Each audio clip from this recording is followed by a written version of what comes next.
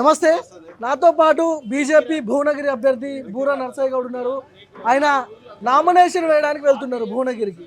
So ఆయన ప్రచారంలో ఉన్నాడు ప్రస్తుతానికి. అన్ని ఊర్లు తిరుగుకుంటూ వెళ్తున్నాడు నామినేషన్ వేయడానికి. ఒకసారి మాట్లాడదాం బూరా నర్సయ్య గౌడ్. సార్ నమస్తే. నమస్తే. నామినేషన్కి వెళ్తున్నారా? కేంద్ర మంత్రులు ఎవరన్నా హాజరవుతున్నారా దీంట్లో? జయశంకర్ గారు విదేశాంగ మంత్రి, దాంతోపాటు మా లక్ష్మణ్జీ, మహేశ్వర్ రెడ్డి వీళ్ళందరూ జాయిన్ అవుతున్నారు. ఓకే. సో ఎట్లా ఏమంటారు సార్? పబ్లిక్ ఏమంటారు? మీరు తిరుగుతున్నారు చాలా రోజుల నుంచి భువనగిరి ప్రాంతంలో. ఒక విధంగా ఎంత పాజిటివ్ రెస్పాన్స్ ఉందంటే ఒక విధంగా భయం అవుతుంది. ఎక్కడ చూసినా మోడీ బూరా అంటున్నారు. ఓకే. ఒక విధంగా భయం, ఎందుకంటే మేము డాక్టర్ కదా, ఎక్కువ సక్సెస్ రేట్ అయినా కూడా అది ఒక విధంగా అప్రహెన్షన్ ఉంటుంది. ఓకే. సో బట్ ఒకటి మాత్రం జరగబోతుంది, భువనగిరి 2వ సీట్ అవుతుంది. ఓకే. 400 సీట్లలో. ఓకే. సో మొదటి ఆల్రెడీ ఒకటి ఏకగ్రీవం అయిపోయింది, రెండోది అదేమో ఏకగ్రీవం. మొదటిది మోడీ గారిది అలహాబాద్ ఓకే వారణాసి. ఓకే. రెండోది భువనగిరి. ఓకే. రాష్ట్రంలో రేవంత్ రెడ్డి ఫేసు, కాంగ్రెస్ హవా ఇవన్నీ ఏం లేవా? అది బలుపు కాదు, వాపు.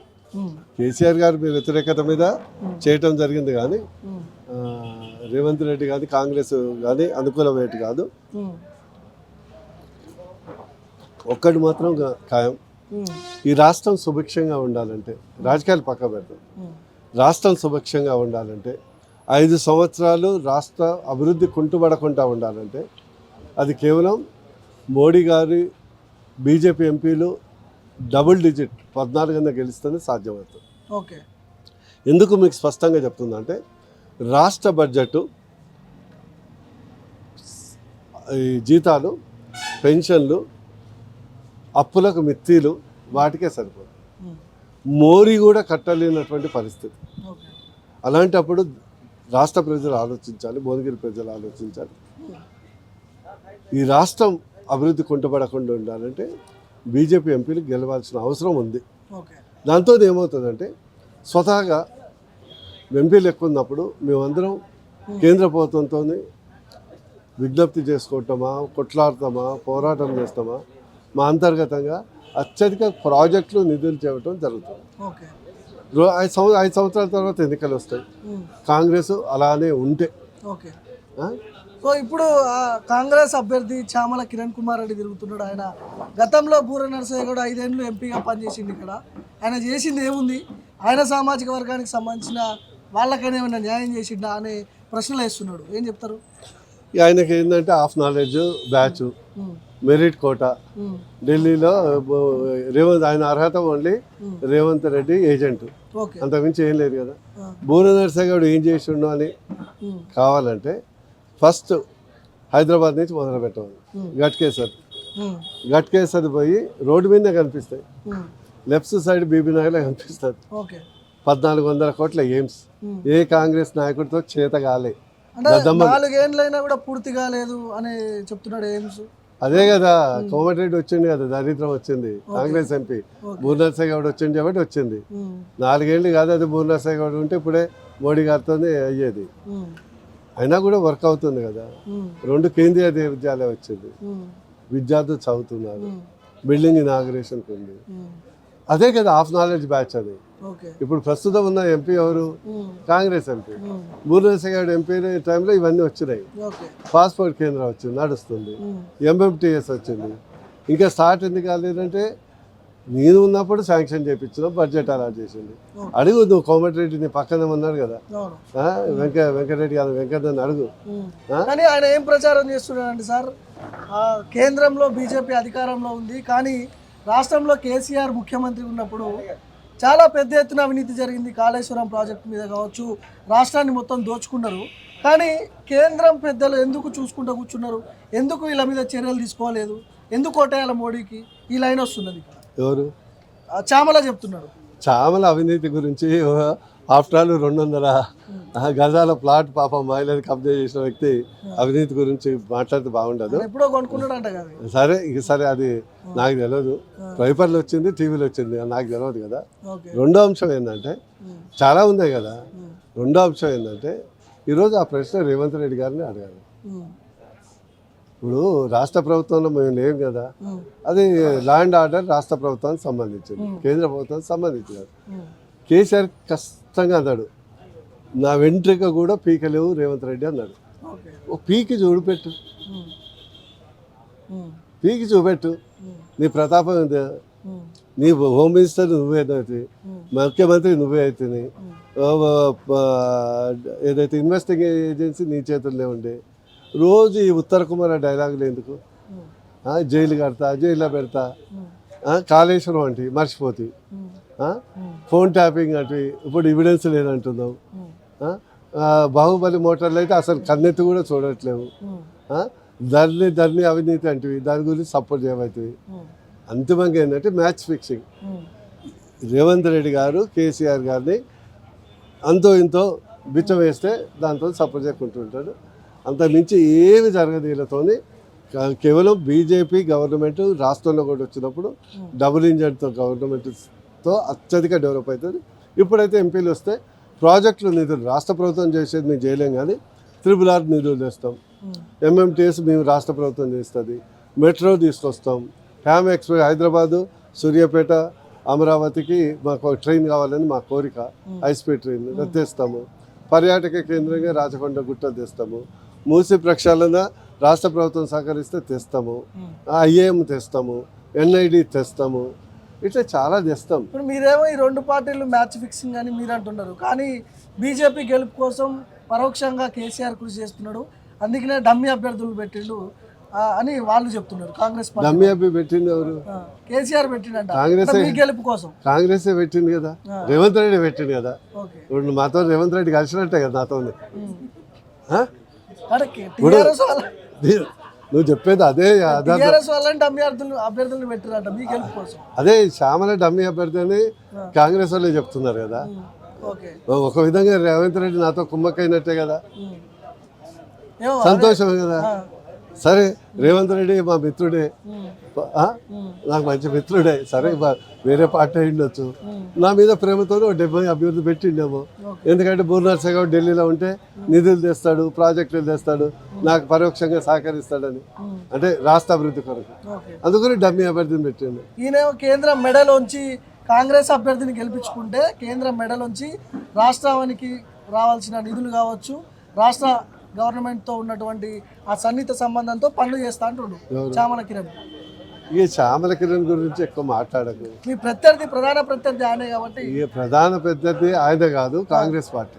ఓకే, అభ్యర్థి కాదు పార్టీ. పార్టీ ఇప్పుడు ఎట్లా ఉందంటే Congress party Tata company, okay, Chamala Kiran Reddy nano car.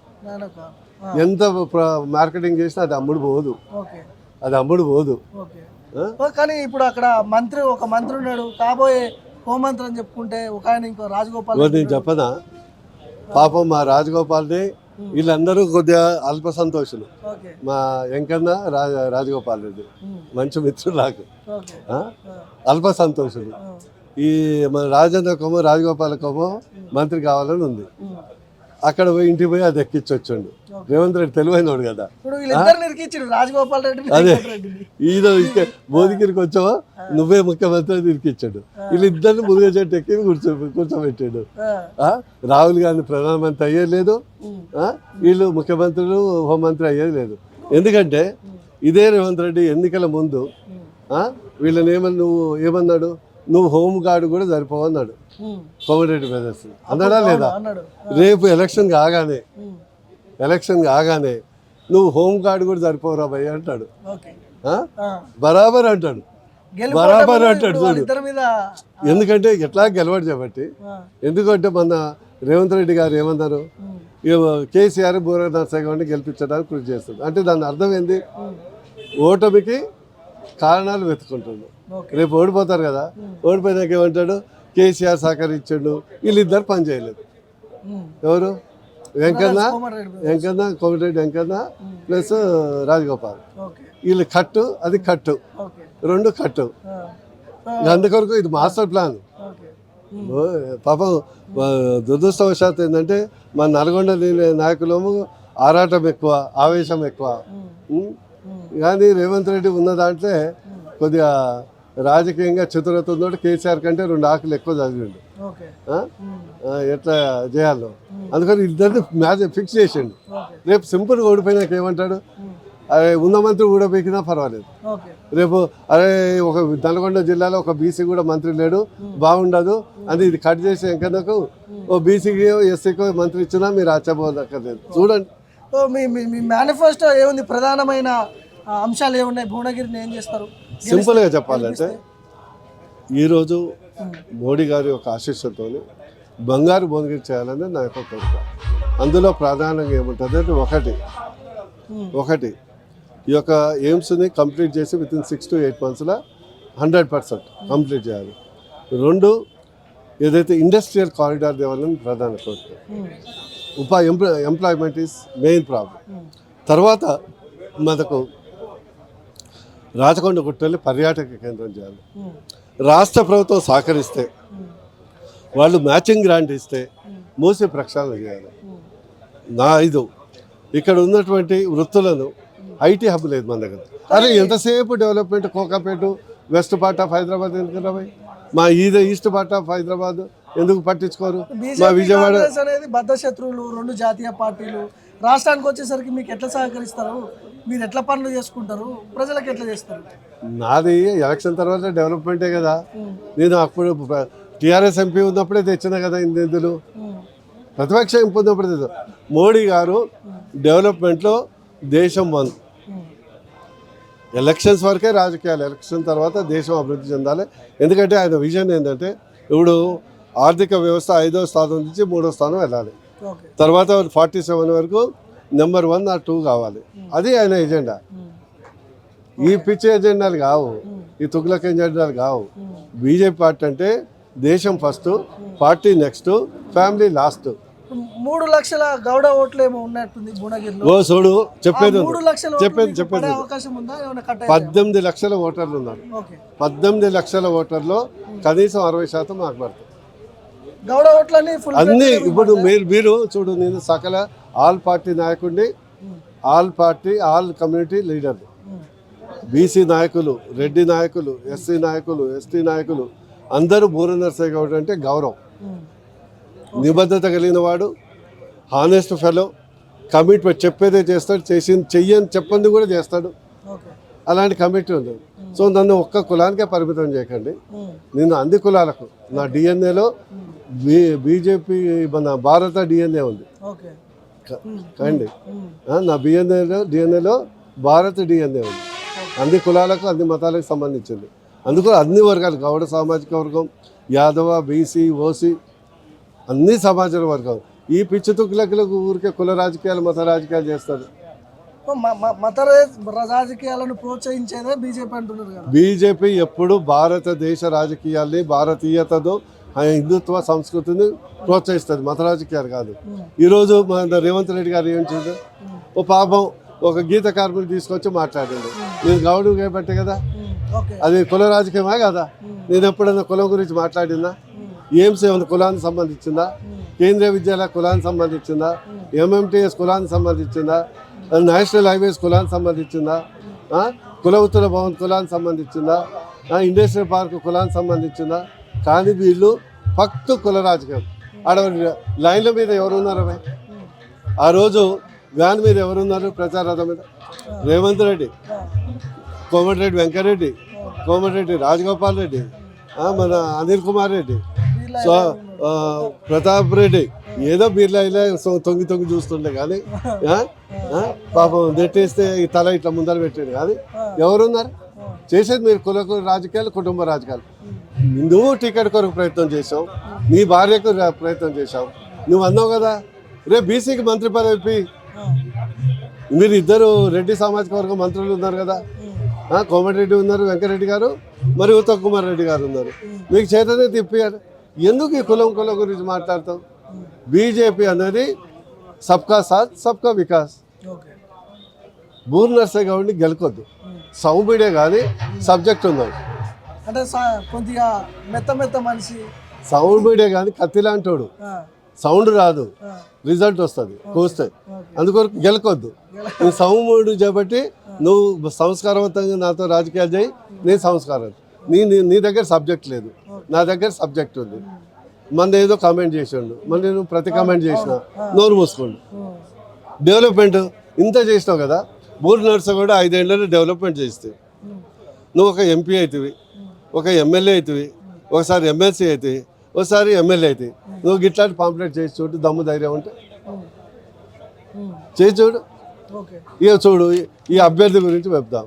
ఇదో నాదే కారు, నువ్వు పాంప్లెట్ అయ్యిరా భయ్. నువ్వు 30 years ఇండస్ట్రీ అంటున్నావు, 30 years పృథ్వీరాజ్ ఏదో అన్నాడు కదా సినిమా, అదే 30 years ఇండస్ట్రీ. అదే ఇట్లాంటిది ఒక పాంప్లెట్ నువ్వేం చేసినావు? నువ్వు ఉద్యమ టైంలో కనిపించినావా? అసలు మీ సొంత ఊర్లో కూడా నువ్వు ఎవరో తెలియదు. పిల్లికి భిక్ష పెట్టదని మీ ఊరు వాళ్ళు అంటారు. బాగా తన్నులు తిన్నాడంట ఉద్యమం టైంలో పోలీసు వాళ్ళతో చామల. ఏది సినిమాలనా, గ్రాఫిక్లా, ఏ ఉద్యమ టైంలో? ఆయన మీద కేసులు ఉందేమో, దాని గురించి చెప్తున్నాడు. ఇంతవరకు నామినేషన్ వేసిండా? వై భయం, అందులో ఏమన్నా నిజాలు బయటపడతాయి వాళ్ళు, తప్పవు కదా, అన్నీ రాయాలి కదా, అన్నీ రాయాలి కదా, కేసులను రాయాలి కదా. అందుకొరకు నేను అభ్యర్థిని తక్కువ చేసి మాట్లాడదలుచుకోలేదు. నన్ను గెలుకొద్దు. భువనేశ్వర్ గెలికితే మాత్రం చాలా సీరియస్గా ఉంటుంది, మీరు తట్టుకోలేరు. సినిమా ఉంది కదా, బాలకృష్ణ సినిమా,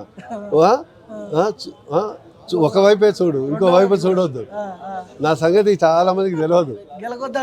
గెలుకొద్దు, గెలికి కష్టాల్లో పడద్దు. సౌమ్యంగా ఉంటే సబ్జెక్ట్, నేను ఎంపీ అయితే ఇది చేస్తా, నా చరిత్ర ఇది. కావాలంటే ఇద్దరు కలిసి డిబేట్ పెడదాం, నువ్వేం చేసినావు నేనేం చేస్తాను, ఎంతవరకు పరిమితం. నువ్వు లత్కూర్ కామెంట్లు వేస్తా మాత్రం బూర్ నర్సయ్య గౌడ్ సబ్జెక్ట్ చాలా ఉన్నాడు.